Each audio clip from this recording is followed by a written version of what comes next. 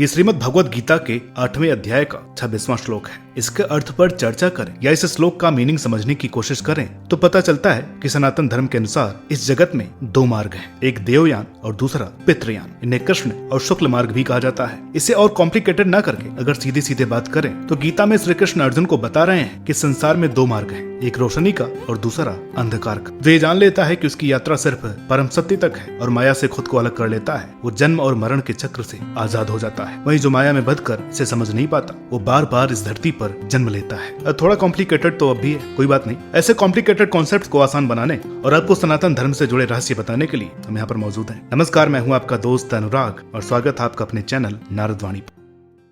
ऊपर हमने आपको जो श्लोक बताया उसमें श्री कृष्ण अर्जुन को समझाते हैं कि परम ब्रह्म या भगवान ही अंतिम सत्य है, यानी अल्टीमेट ट्रुथ है। और जो इस बात को नहीं समझते और इस दुनिया को सच मान लेते हैं, उन्हें बार बार रीबर्थ के साइकिल से गुजरना होता है। गीता की तरह ही हमारे वेद भी पुनर्जन्म के बारे में बात जरूर करते हैं, लेकिन इनमें कहीं भी एग्जैक्ट 84 लाख योनियों की बात नहीं की गई है। एक चीज यहाँ पर और क्लियर कर दें, यहाँ योनियों से मतलब सोर्स ऑफ ऑरिजिन या स्पीसीज से है। तो जब भी आप 84 लाख योनियों के बारे में सुनते हैं तो वहाँ पर ये बताने की कोशिश की जाती है कि एक आत्मा 84 लाख स्पीसीज में से किसी भी फॉर्म में जन्म ले सकती है।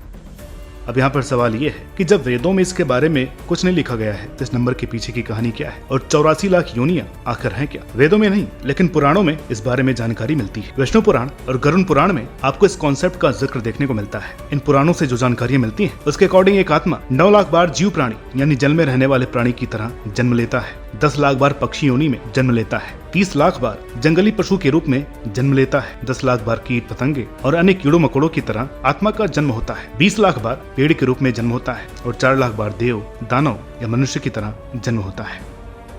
ये सब कैसे पॉसिबल है ये आप तब समझेंगे जब आप रीबर्थ के कॉन्सेप्ट को समझ पाएंगे। मानव शरीर यानी ह्यूमन बॉडी को स्पिरिचुअलिटी के दो पार्ट्स में डिवाइड करके देखा जाता है। पहला है स्थूल शरीर और दूसरा है सूक्ष्म शरीर। एक आत्मा जब शरीर छोड़ती है तब स्थूल शरीर जल करके खत्म हो जाता है, वहीं सूक्ष्म शरीर आत्मा के साथ होता है। अब आप कहेंगे कि आत्मा के पास शरीर कैसे हो सकता है? ये कुछ अलग कॉन्सेप्ट है जिस पर हम कभी डिटेल में वीडियो बनाएंगे। फिलहाल अभी इस टॉपिक को समझ लेते हैं। जैसे ही स्थूल शरीर जल जाता है तो आत्मा आकाश में एक अलग लोक में पहुंच जाती है जहाँ उसके ईष्ट, पूर्त और दत्त कर्मों को छिन्न किया जाता है। एक तरह से कहे तो ये कर्म कट जाते हैं। इसके अलावा जो भी कर्म होते हैं वो आत्मा के साथ जाते हैं जब वो किसी और शरीर में जाती है। इष्ट कर्मों में अनुष्ठान या वैदिक कार्य जैसे यज्ञ और महाभोज काउंट किए जाते हैं। पूत कर्मों में वो सारे कर्म आते हैं जो आप समाज कल्याण के लिए या सोसाइटी वेलफेयर के लिए करते हैं, और दत्त कर्मों में वो सारे कर्म आते हैं जो आप अपनी रिस्पॉन्सिबिलिटी को फुलफिल करते वक्त करते हैं। फॉर एग्जाम्पल, अगर आप एक राजा हैं तो आपने अपने लोगों के लिए जो भी काम किए हैं, घर बनवाए हैं, कुएं बनवाए हैं, ये सारे काम या जो भी किया वो सब दत्त कर्मों में आता है। इसके अलावा आपने जो भी कर्म की वो आत्मा के साथ जुड़ जाते हैं। हमारा शरीर पंच तत्वों से बना है। आकाश का तत्व हमारी आत्मा के पास होता है। अब शरीर बनने के लिए आत्मा जल का तत्व लेती है और बादल का रूप ले लेती है। इसके बाद ये बारिश की बूंदों की तरह धरती पर बरसती है और घास, पेड़, कीट, पतंगा ऐसे कई अलग अलग रूप लेती है। जब ये आत्मा किसी के शरीर में जाती है और वो रिप्रोडक्शन की प्रोसेस को फॉलो करता है तब उस आत्मा को नया जन्म मिलता है। आप सबने बायोलॉजी में फूड वेब के बारे में पढ़ा होगा। फॉर एग्जाम्पल तो आपको याद ही होगा कि पहले ग्रास होपर ग्रास को खाता है, फिर फ्रॉग उसे खाता है, फिर स्नेक फ्रॉग को खाता है और फिर एगल स्नेक को खाता है। और जब एगल की डेथ होती है तो सारे न्यूट्रिएंट्स सॉइल में मिल जाते हैं और बॉडी भी डिकम्पोज हो जाती है। इसी जर्नी में आत्मा भी ट्रेवल करती है और जब इस फूड चेन में कोई रिप्रोड्यूस करता है तब इन आत्माओं को शरीर मिलता है। तो जब ये कहते हैं कि सनातन धर्म के अनुसार हर चीज में आत्मा होती है तो उसका वास्तविक अर्थ यही होता है। जब हम योनि शब्द की बात करते हैं तो सोर्स ऑफ ऑरिजिन की बात की जाती है। इन्हें हम 4 फॉर्म्स में क्लासिफाई करते हैं। पहला है जरायु यानी कि ऐसे प्राणी जिनका जन्म गर्भ धारण करने से हुआ है जैसे आप और हम। दूसरे हैं अंडयुज यानी ऐसे प्राणी जिनका जन्म अंडों के द्वारा हुआ है जैसे पंछियां और कई सारे सरीसृप। अगला है स्वदेज यानी कि मल, मूत्र, पसीने और गंदगी से पैदा होने वाले जीव स्वदेज कहलाते हैं जैसे मच्छर और मक्खी।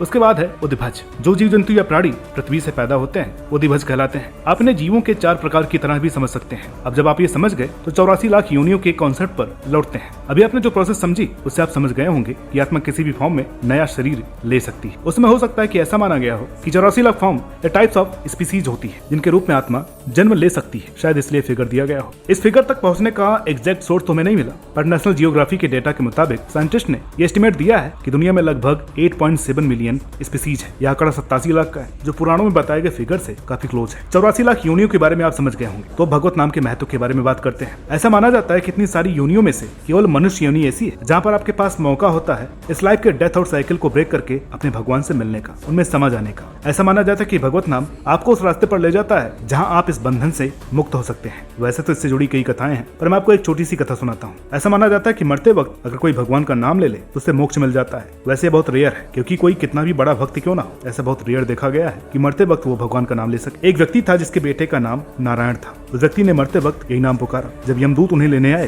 तो विष्णु दूतों ने उनका रास्ता रोक लिया और कहा कि इसे वैकुंठ धाम यानी प्रभु नारायण के पास ले जाना है। तब यमदूतों ने उन्हें समझाया कि इसने कोई भी भक्ति नहीं की, यहाँ तक कि मरते मरते भी अपने पुत्र मोह में अपने बेटे का नाम पुकार रहा था। तब विष्णु दूतों ने मुस्कुरा करके कहा, इसके बेटे का नाम तो कुछ सालों पहले से नारायण है, हमारे प्रभु का तो अनंत काल से यही नाम है। अब जब इसने नारायण को बुलाया, हमारे प्रभु ने भी इसकी आवाज सुनी। तो ये बड़ी प्रॉब्लम थी, इसका सॉल्यूशन नहीं निकला। यमदूत और विष्णु दूत दोनों उसे वहाँ पर छोड़ करके चले गए और तब उसे भगवत नाम का महत्व पता चला। यह अजामिल की कथा है। आप में से कई लोगों ने इसके बारे में पहले सुना होगा। कहते हैं कि जब भी आप भगवान का नाम लेते हैं, चाहे वो किसी भी हाल में हो, तो भगवान एक बार पलट कर आपको जरूर देखते हैं कि शायद आप उन्हें बुला रहे हैं। तो इसी खूबसूरत कथा के साथ आज के इस वीडियो का एंड करते हैं। तो वीडियो अच्छी लगी तो लाइक करें, शेयर करें और कमेंट करके बताइए इस विषय पर आपकी क्या राय है। फिर मुलाकात होगी एक नई वीडियो के साथ। तब तक हमारे चैनल को सब्सक्राइब कर लीजिए और अपने प्रभु को पुकारते रहिए। ना जाने किस दिन वो आपकी सुन ले। तो मिलते हैं अगली वीडियो में, तब तक के लिए नमस्कार।